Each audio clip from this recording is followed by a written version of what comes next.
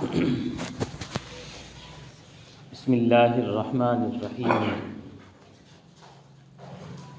نحمده ونصلی علی رسولہ الکریم اما بعد اعوذ باللہ من الشیطان الرجیم بسم اللہ الرحمن الرحیم ومن اظلم ممن منع مساجد اللہ ان یذکر فیہا اسمہ وسعی فی خرابها صدق اللہ العظیم۔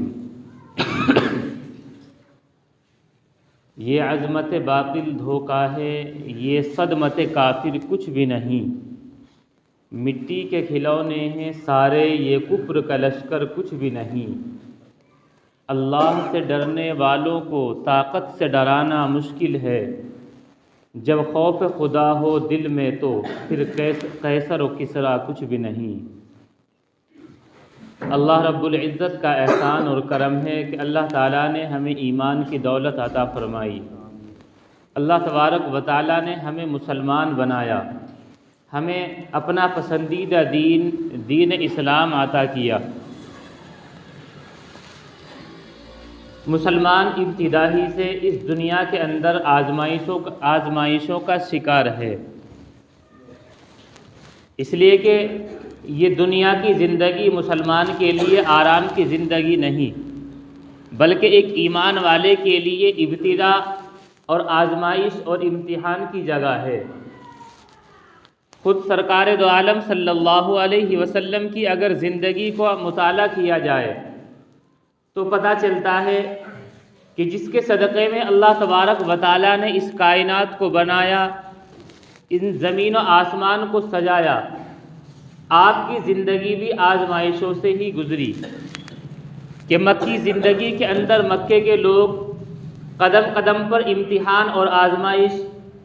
اور پھر مدنی زندگی کے اندر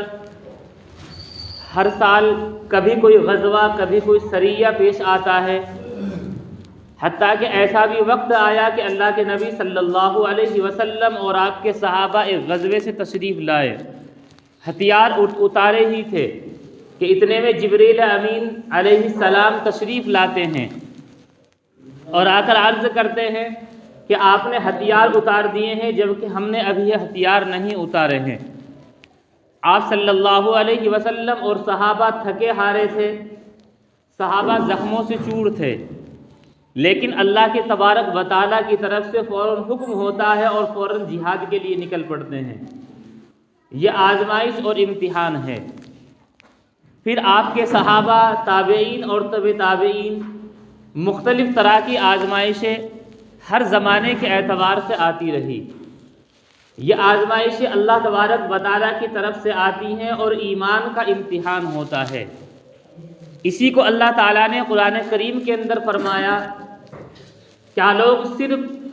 ایمان کا دعویٰ کر کے صرف آمنا کہنے سے یہ سوچنے لگے کہ بس اب کام مکمل ہو گیا، کوئی آزمائش نہیں آئے گی؟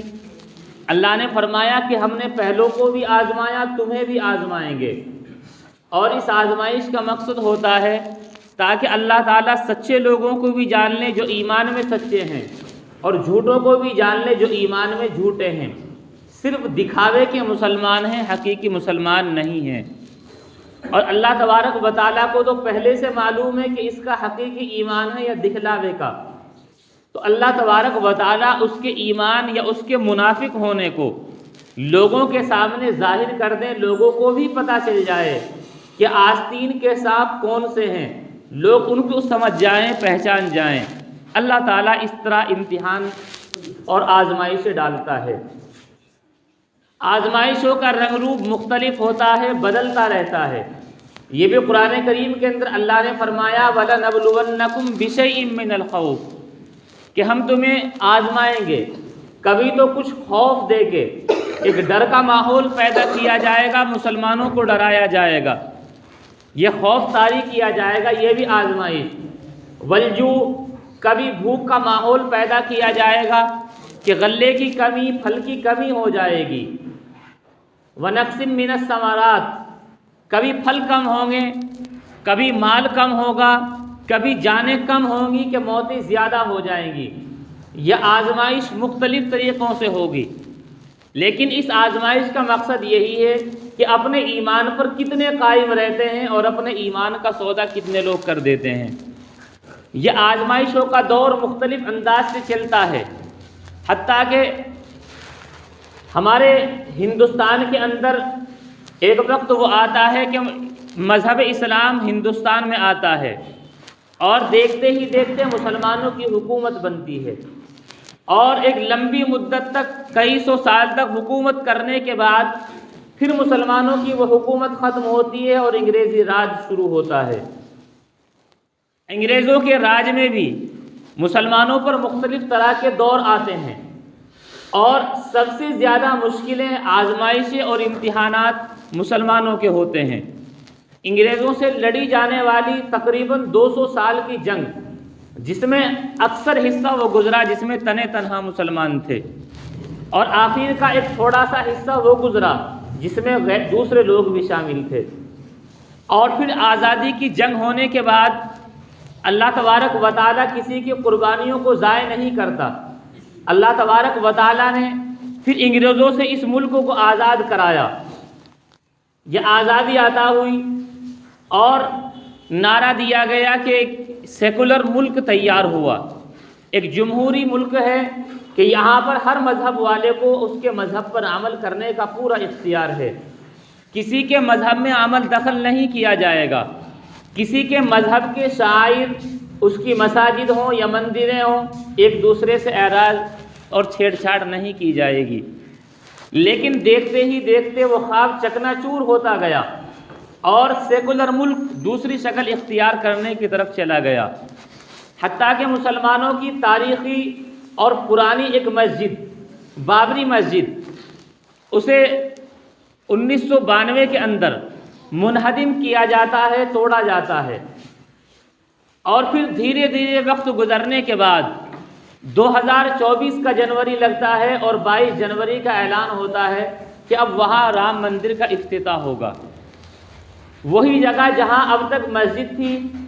اور کئی سو سال سے مسجد تھی، وہاں اب ایک مندر تیار ہوگا۔ اگر یہ جمہوری ملک ہے تو مسلمانوں کو آزادی کیوں نہیں دی گئی؟ کیوں اس طرح کی مساجد، اور کبھی نعرہ دیا جاتا ہے کہ اب عیدگاہ لے لی جائے گی، اور کبھی گیان واپی کی مسجد، متھرا کی عیدگاہ، ان تمام چیزوں کو نشانہ بنایا جاتا ہے۔ اس سے ہٹ کر حقیقت تو یہ ہے کہ صرف ہندوستان ہی نہیں بلکہ پوری دنیا اس وقت اس کوشش میں ہے کہ مسلمانوں کو کسی بھی طرح بدنام کیا جائے، ساری طاقتیں اس پر لگا دی ہیں، اور اگر یقین نہ ہو تو ہمارے لیے اس سے بڑی مثال کوئی نہیں ہو سکتی بدنامی کی، کہ جب کہیں بھی کوئی دہشت گردی کی مثال پیش کی جاتی ہے، اس کی تصویر بنائی جاتی ہے، حالانکہ ٹیررسٹ کوئی بھی ہو سکتا ہے، آتنکوادی کوئی بھی ہو سکتا ہے، کسی بھی دھرم سے ہو سکتا ہے، لیکن جب اس کی تصویر بنائی جاتی ہے تو ایک طرف کوئی بھی ہو، دوسری طرف جہاں آتنکوادی دکھائے جاتے ہیں وہ مسلمانوں کی شکل میں دکھائے جاتے ہیں، ان کے سروں پر ٹوپی یا رومال ہوگا اور ایک چہروں پر داڑھی ہوگی، حتیٰ کہ فلموں میں دکھایا جانے والا آتنکوادیوں کا کردار،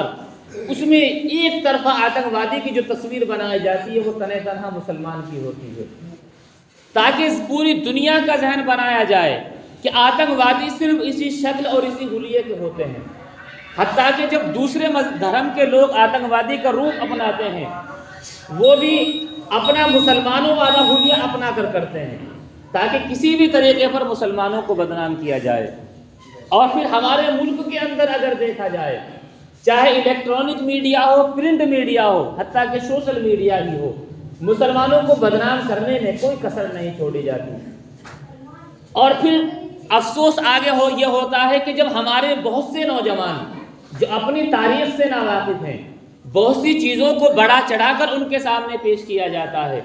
تو وہ بھی اپنے ہی لوگوں کو بدنام کرنے میں آگے آتے ہیں، اور پھر اس طریقے پر مسلمانوں کی بدنامی کا ایک ایسا حلیہ بنا دیا جاتا ہے کہ معاشرے کے اندر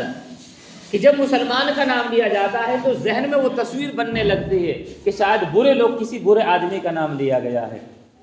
یہ سارا کا سارا پروپیگنڈا وہ ہے کہ مسلمانوں کو بدنام کیا جائے. حتیٰ کہ اگر تاریخ اٹھا کر دیکھی جائے تو سب سے صاف کردار اگر کسی قوم کا نظر آتا ہے تو مسلمان ہی ہیں، حقیقی مسلمان. صحابہ کرام کی تاریخ اگر اٹھا کر دیکھی جائے اور اس کے بعد کہ مسلمانوں کی تاریخ دیکھی جائے تو کہیں ظلم نظر نہیں آتا. حتیٰ کہ اگر اپنے ملک کی تاریخ دیکھی جائے کہ جس ملک میں کئی سو سال تک مسلمانوں نے حکومت کی ہو وہاں آج بھی پرانے مندر ملتے ہیں، اور ابھی ایک صدی بھی مکمل نہیں ہوئی غیر مسلموں کی حکومت بنے ہوئے اور مسلمانوں کی مساجد کو ڈھانا شروع کر دیا گیا، اور وقفے سے کبھی کسی مسجد کا نشانہ بنایا جاتا ہے، کبھی کسی مسجد کو نشانہ بنایا جاتا ہے. بہرحال انہی بدنامی کے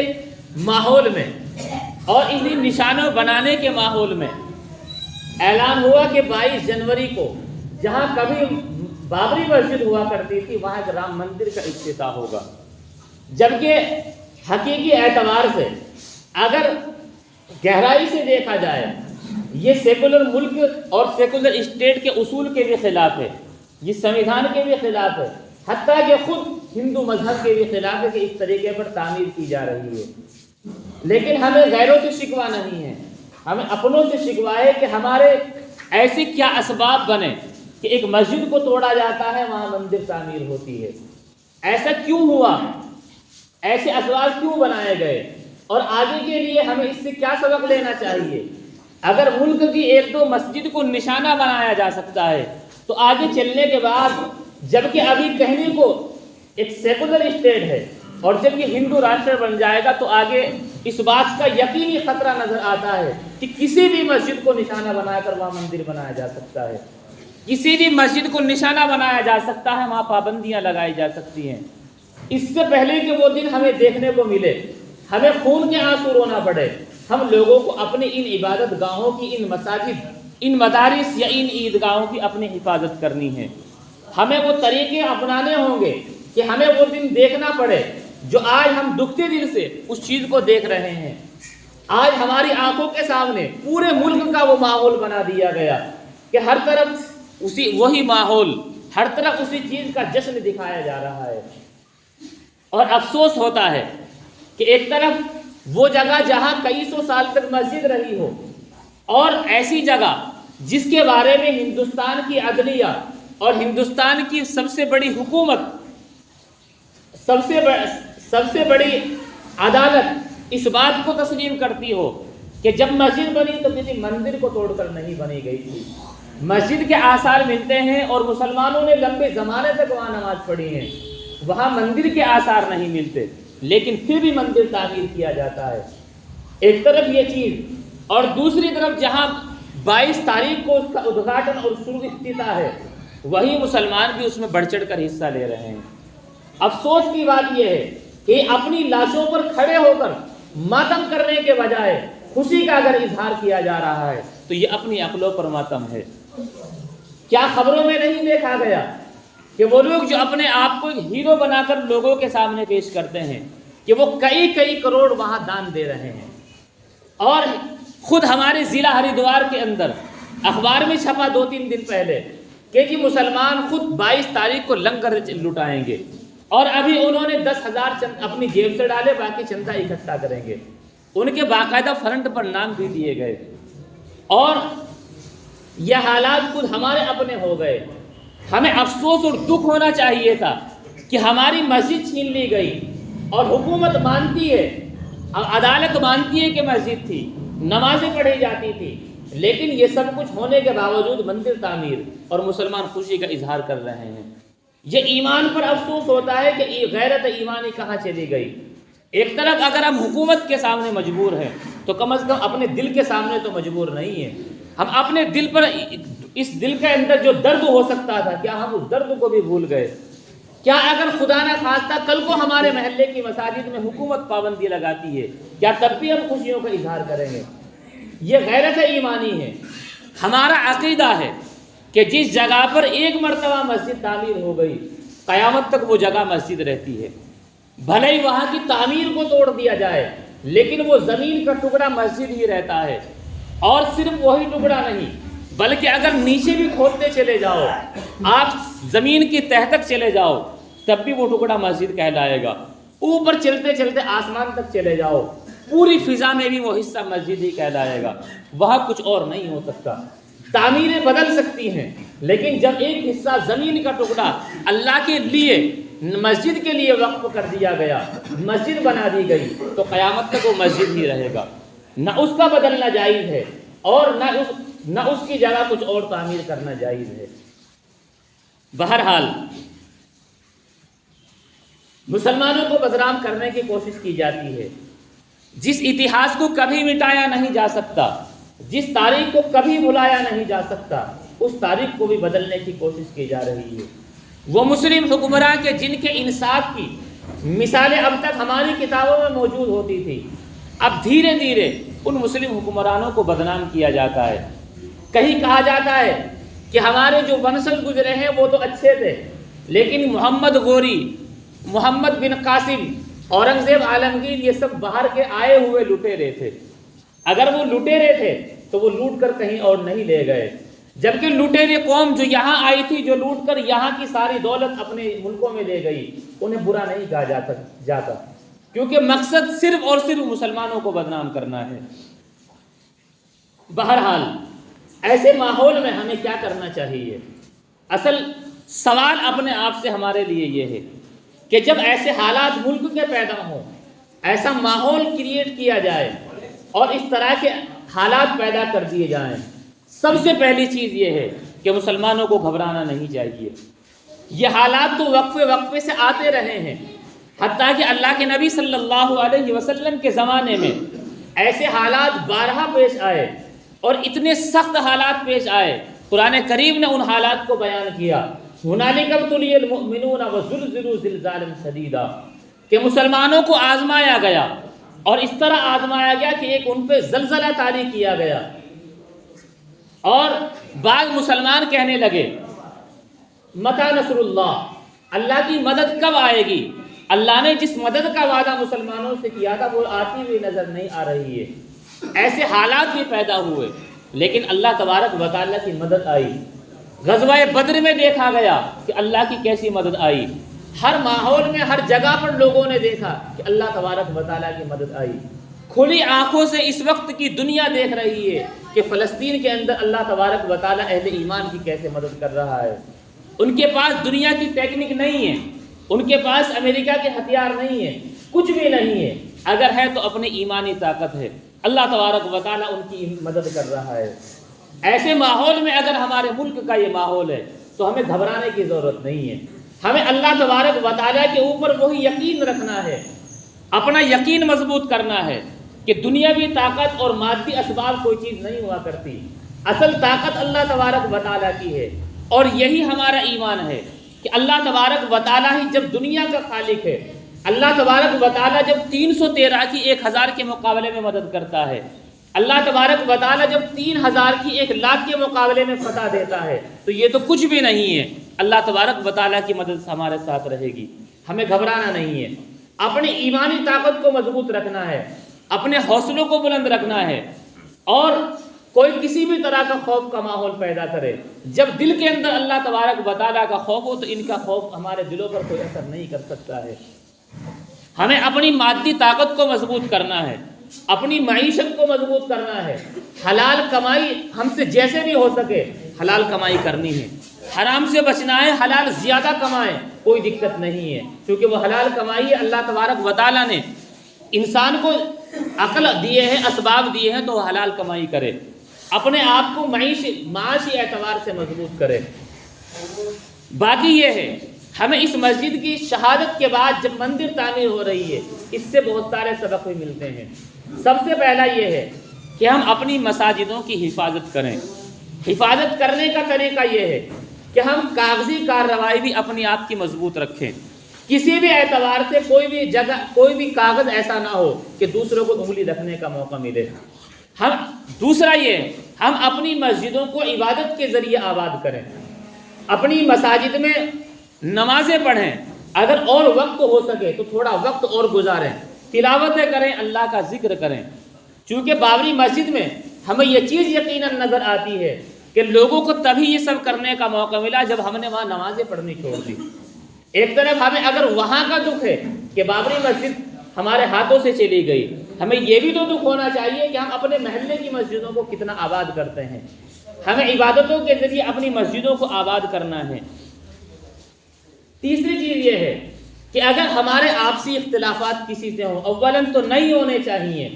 اور اگر ہوں بھی تو مسجد سے باہر ہی ہوں۔ مسجد کے معاملے میں ہمارا کوئی آپسی اختلاف بھی نہ ہو، کہیں ایسا نہ ہو کہ ہمارے اختلافات اگر مسجد کے اندر یا اسی طریقے پر مدرسوں کے اندر یا عیدگاہ وغیرہ کسی بھی دینی جگہ کے اندر ہو گئے تو آگے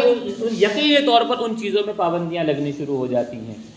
اور ہم ایک خاص بات کا دھیان رکھیں، جیسا کہ 22 جنوری کو یہ معاملہ سب کے سامنے ہے کہ افتتاح ہوگا، تو ہم لوگ جیسا کہ ہمارے اکابرین نے اس بارے میں تلقین کی ہے کہ ان دنوں میں سفر وغیرہ کرنے سے پرہیز کریں، اس لیے کہ دوسرے لوگ جب ذرا سا کچھ ملتا ہے تو وہ اس طرح کے حالات پیدا کرنے کی کوشش کرتے ہیں کہ مسلمانوں کو بدنام بھی کیا جائے، ان پر ظلم بھی کیا جائے۔ اس لیے ہم تھوڑا سا اپنے آپ کو ان چند دنوں کے اندر سفر سے بچائیں۔ اور دوسری چیز یہ کرنی ہے کہ ہم اپنے آپ کو شرکیہ عمل سے بچائیں، جیسا کہ حکومت کی طرف سے اعلان ہوا کہ ان دنوں میں ہم دیپ جلائیں، پٹاخے وغیرہ چھڑائیں، یہ سب حرام ہے، اس لیے کہ شرکیہ عمل کے اوپر خوشی کا اظہار کرنا، اس سے تو انسان کا ایمان ہی چلا جاتا ہے۔ تو ہم کوئی خوشی کا اظہار نہیں کر سکتے، نہ پٹاخے جلا کر نہ دیے جلا کر، یہ سب حرام ہے۔ اسی طریقے پر اگر کوئی ہمیں اس چیزوں کی مبارکباد دے، ہم نہ اس کے جواب میں نہ اپنی طرف سے اس کی بھی کوئی مبارکباد نہیں دے سکتے ہیں۔ خوشی کا اظہار چاہے سیاسی اعتبار سے ہو، کسی بھی اعتبار سے ہو، ہمارے لیے جائز نہیں ہے، کیونکہ ہمارے لیے ایمان ان کی ان حرکتوں سے بڑھ کر ہے، ہم اپنے ایمان کا سودا نہیں کر سکتے۔ وہ لوگ اور ہوں گے جو ذرا ذرا سی بات پر سیاسی فائدے کی خاطر اپنے آپ کو یہ کہہ دیتے ہوں کہ جی رام ہمارے ارادیے ہیں، ہم تو ان کے ونشج ہیں۔ ہم نہیں ہیں، ہمارے ارادیہ اور رہبر رام نہیں ہیں، ہمارے رہبر تو اللہ کے نبی صلی اللہ علیہ وسلم ہیں، ہمارے رہبر تو آپ صلی اللہ علیہ وسلم کے جانثار صحابہ ہیں، ہمارے رہبر اور کوئی نہیں ہو سکتا۔ ہماری رہبری اللہ تبارک و تعالیٰ نے اپنے محبوب کو بھیج کر قرآن کریم ہمیں دے کر فرمائی ہے، ہماری رہبری کے لیے یہی بہت ہے، ہمیں غیروں کی رہبری کی کوئی ضرورت نہیں ہے۔ اس لیے ہم ان چیزوں سے اپنے آپ کو بچائیں، نہ لفظوں سے مبارکبادی ہو، نہ عمل سے اس پہ کوئی خوشی کا اظہار ہو، نہ دیے وغیرہ جلا کر ہو، ہم اپنے ایمان کا سودا بالکل نہ کریں۔ اللہ تبارک و تعالی ہم سب کو صحیح سمجھ عطا فرمائے، ہمارے ملک کے اندر امن و امان کا ماحول قائم فرمائے۔ وآخر دعوانا الحمدللہ رب العالمین۔